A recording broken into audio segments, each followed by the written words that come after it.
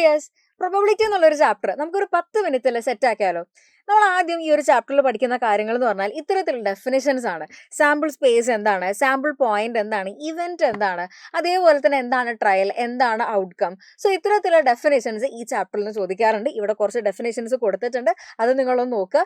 അതേപോലെ തന്നെ നമുക്ക് വരുന്നൊരു ക്വസ്റ്റ്യൻ ആണ് പ്രോബബിലിറ്റിന്റെ പ്രോപ്പർട്ടീസിൽ നിന്നുള്ളൊരു ക്വസ്റ്റ്യൻ. ഈ പ്രോബബിലിറ്റിന്റെ റേഞ്ച് എന്ന് പറഞ്ഞു കഴിഞ്ഞാൽ ഏറ്റവും ചെറിയ വാല്യൂ എന്ന് പറഞ്ഞു കഴിഞ്ഞാൽ അത് 0 ആണ്. ഏറ്റവും വലിയ വാല്യൂ എന്ന് പറഞ്ഞു കഴിഞ്ഞാൽ അത് എന്താണ്, 1 ആണ്. എപ്പോഴും പ്രോബബിലിറ്റി എന്താണ്, greater than or equal to 0 ആയിരിക്കും. അതായത് 0-നെക്കാട്ടും വലിയ ആളായിരിക്കും. ആൻഡ് 1-നെക്കാട്ടും എന്താണ്, വലുതാവാൻ വേണ്ടി പറ്റില്ല. എപ്പോഴും എന്താണ്, 1-നെക്കാട്ടും ചെറുതുമായിരിക്കും. അപ്പൊ ഇവിടെ ഒരു പ്രോബബിലിറ്റി ഓഫ് ഇംപോസിബിൾ ഇവന്റ്, ഒരിക്കലും നടക്കില്ല എന്നാണെങ്കിൽ അതിന്റെ പ്രോബബിലിറ്റി എന്ന് പറയുന്നത് 0 ആയിരിക്കും. ഇനി എന്തായാലും നടക്കും, അതായത് പ്രോബബിലിറ്റി ഓഫ് ഷുവർ ഇവന്റ് എന്ന് പറഞ്ഞാൽ എന്താണ്, അത് 1 ആയിരിക്കും. ഇവിടെ ചോദിച്ചിരിക്കുന്ന മാക്സിമം വാല്യൂ ഓഫ് പ്രോബബിലിറ്റി ആണ്. പ്രോബബിലിറ്റിയുടെ മാക്സിമം വാല്യൂ ആണ് ചോദിച്ചിരിക്കുന്നത്. ആൻസർ ആയിട്ട് വരുന്നത് എന്താണ്, 1 ആയിരിക്കും ആൻസർ ആയിട്ട് വരുന്നുണ്ടായിരിക്കാം. പിന്നെ ചോദിക്കാറുള്ള ഒരു ക്വസ്റ്റ്യൻ ആണ് ഇതുപോലെ കോയിൻ ടോസ് ചെയ്യുക. അത് 1 വട്ടമായിരിക്കാം, 2 വട്ടമായിരിക്കാം, 3 വട്ടമായിരിക്കാം. എന്നിട്ട് അതിന്റെ സാമ്പിൾ സ്പേസ് കാണാൻ വേണ്ടി പറയാം, അല്ലെങ്കിൽ ഇത്തരത്തിലുള്ള പ്രോബബിലിറ്റി കാണാൻ വേണ്ടി പറയാം. നമുക്കറിയാം, ഒരു കോയിൻ ടോസ് ചെയ്യുകയാണെങ്കിൽ നമുക്ക് സാമ്പിൾ സ്പേസ് എന്ന് പറഞ്ഞാൽ ഹെഡ് ടെയിൽ. അപ്പോൾ അവിടെ എത്ര ആൾക്കാരുണ്ട്, ആ ഒരു സാമ്പിൾ സ്പേസിൽ നോക്കുകയാണെങ്കിൽ 2 ആൾക്കാരാണുള്ളത്. ആൻഡ് നെക്സ്റ്റ് 2 കോയിൻ ടോസ് ചെയ്യുകയാണെങ്കിലോ, അപ്പോൾ നമ്മുടെ സാമ്പിൾ സ്പേസിൽ ആൾക്കാരുടെ എണ്ണം എന്ന് പറഞ്ഞാൽ എന്താണ്, 4 ആയിരിക്കും. ഇനി 3 കോയിൻ ടോസ് ചെയ്യുകയാണെങ്കിലോ, അങ്ങനെയാണെങ്കിൽ നമ്മൾ സാമ്പിൾ സ്പേസിൻ്റെ ആൾക്കാരുടെ എണ്ണം എന്ന് പറഞ്ഞാൽ എന്താണ്, അത് 8 ആയിരിക്കും. സോ 2, 4, 8. ഈ ഒരു സാമ്പിൾ സ്പേസുകളും ഓർത്ത് വെച്ചോളാം. ഇത് വെച്ചിട്ട് എക്സാമിന് ക്വസ്റ്റ്യൻസ് വരാറുണ്ട്. അപ്പോൾ ഇവിടെ ചോദിച്ചിരിക്കുന്നത് എന്താ, 2 കോയിൻ ടോസ് ചെയ്യുന്ന കേസാണ്. സോ ഇത് അവിടെ സാമ്പിൾ സ്പേസ് ഓൾറെഡി തന്നിട്ടുണ്ട്. അപ്പോൾ ഇവിടെ സാമ്പിൾ സ്പേസ് എന്ന് പറഞ്ഞാൽ എന്ത് വരും, HH, HT, TH and TT.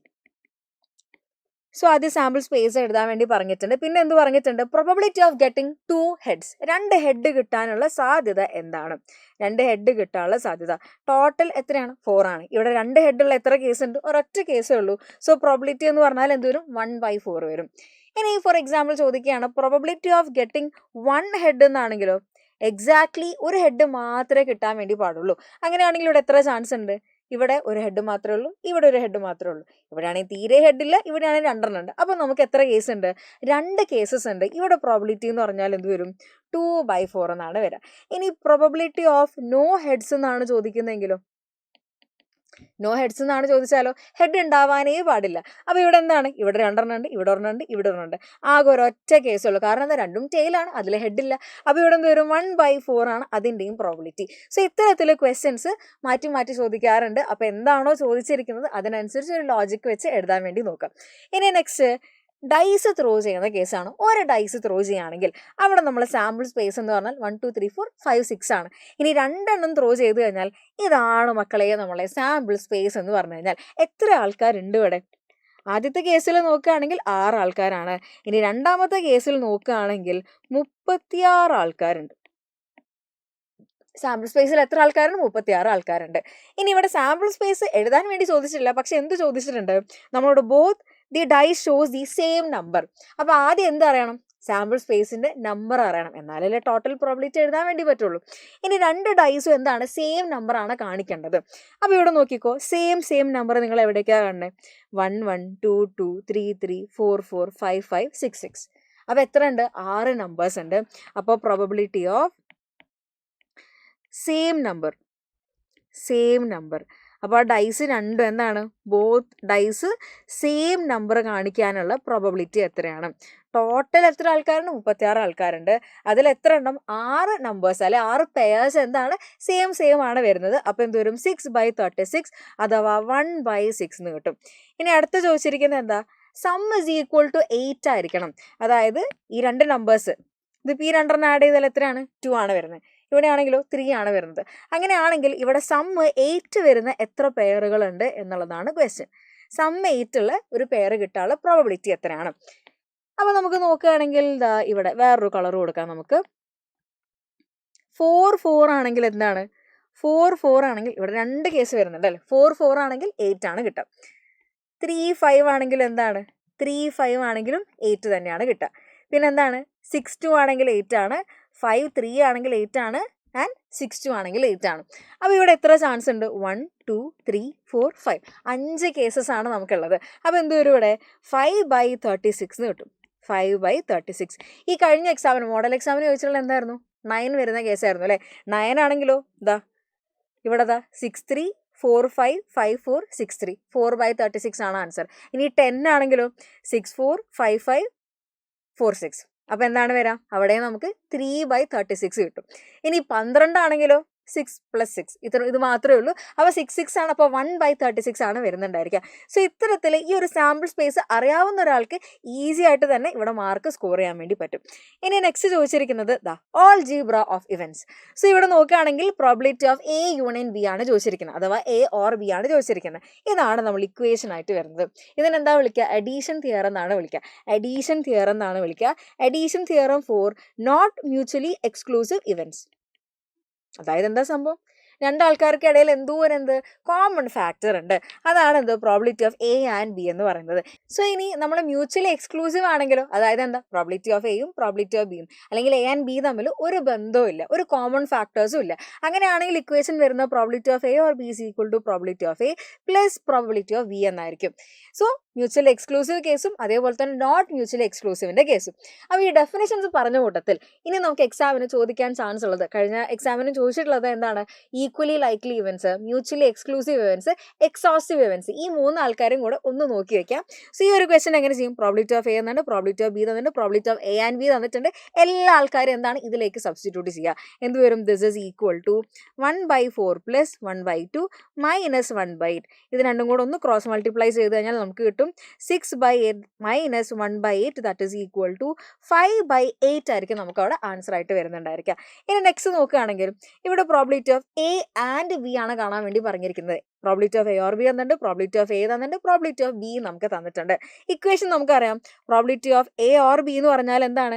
ഇതാണ് നമുക്ക് ഇക്വേഷൻ ആയിട്ട് വരുന്നത്. ഇവിടെ കാണാൻ വേണ്ടി പറഞ്ഞിരിക്കുന്നത് എന്താണ്? Probability of A and B ആണ് കാണാൻ വേണ്ടി പറഞ്ഞിട്ടുള്ളത്. അങ്ങനെ വരികയാണെങ്കിൽ ഇവർ രണ്ടാൾക്കാരുടെ സ്ഥലം അങ്ങോട്ടും ഇങ്ങോട്ടും ഒന്ന് എക്സ്ചേഞ്ച് ആക്കിയാൽ മതി, ആൻസർ ആയി. അപ്പോൾ എന്ത് വരും? Probability of A and B എന്ന് പറഞ്ഞു കഴിഞ്ഞാൽ probability of A and B is equal to probability of A plus probability of B minus probability of A or B. This is equal to 0.25 plus 0.4 minus 0.5. The 0.25 and the probability of A, probability of B ആണ് ഇവിടെ തന്നിരിക്കുന്നത്, probability of A or B ആണെന്ന് 0.5 എന്ന് പറഞ്ഞു കഴിഞ്ഞാൽ ഇത് calculate ചെയ്ത് കഴിഞ്ഞാൽ എന്തായിരിക്കും ആൻസർ ആയിട്ട് വരാം? So this is equal to answer ആയിട്ട് വരുന്നത് 0.15 എന്നാണ് ആൻസർ ആയിട്ട് വരുന്നത്. ഇനി നെക്സ്റ്റ് ചോദിച്ചിരിക്കുന്ന probability of A and not B ആണ്. ആക്ച്വലിയോട് ചോദിച്ചിരിക്കുന്നത് probability of A and not B എന്ന് പറഞ്ഞാൽ എന്താണ്? ബി കോംപ്ലിമെന്റ് ആണ്. അപ്പോൾ എന്താണ്? എയിലുള്ള ആൾക്കാർ എന്നാൽ അവരെന്താ ബിയിൽ ഉണ്ടാവാനും പാടില്ല. അപ്പോൾ നമ്മൾ ഇക്വേഷൻ എന്ന് പറയുന്നത് ഇങ്ങനെയായിരിക്കും.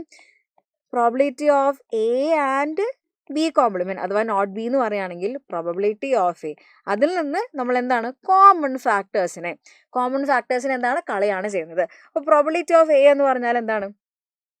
0.25.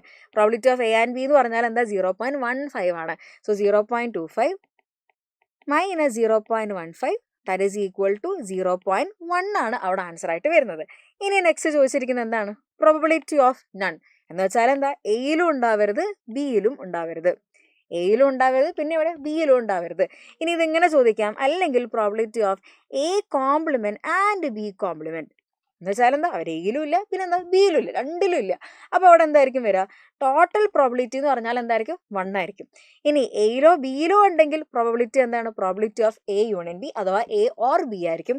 So this is equal to 1 minus എന്താണ്? എ ഓർ ബി 0.5 ആണ്. അപ്പോൾ 1 minus 0.5 that is equal to 0.5 ആണിത് നമുക്ക് ആൻസർ ആയിട്ട് വരുന്നുണ്ടായിരിക്കാം.